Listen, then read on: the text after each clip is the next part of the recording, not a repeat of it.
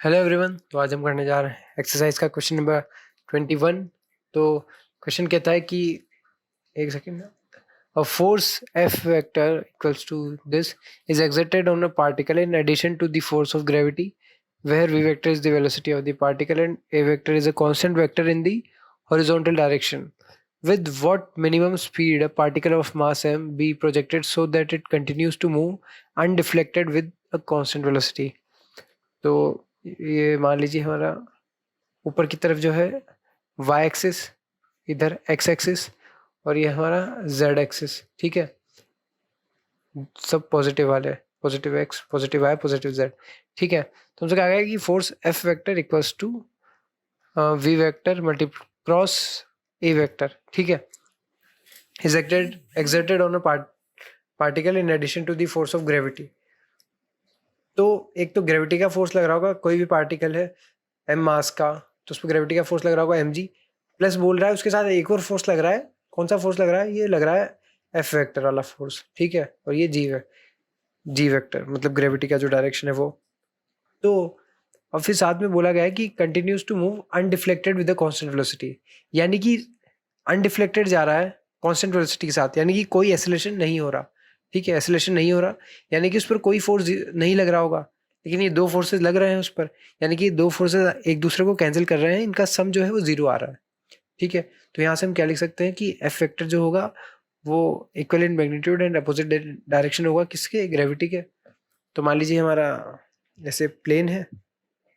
ठीक है, तो पार्टिकल जो इधर ऐसे प्रोजेक्ट किया गया तो वो सीधा जा रहा है अनडिफ्लेक्टेड। ग्रेविटी जो है नीचे की तरफ लगती है, हम जानते हैं ग्रेविटी किधर लगेगी हमारी? नेगेटिव वाई डायरेक्शन में ग्रेविटी लग रही है।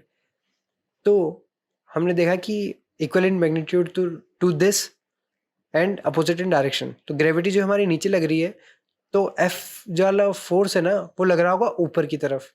ठीक है, एफ का डायरेक्शन आ गया हमारे पास। ठीक है, और एफ बोला गया हमारे पास वी क्रॉस ए, और साथ में भी गया है कि ए जो है वो एक क्या है?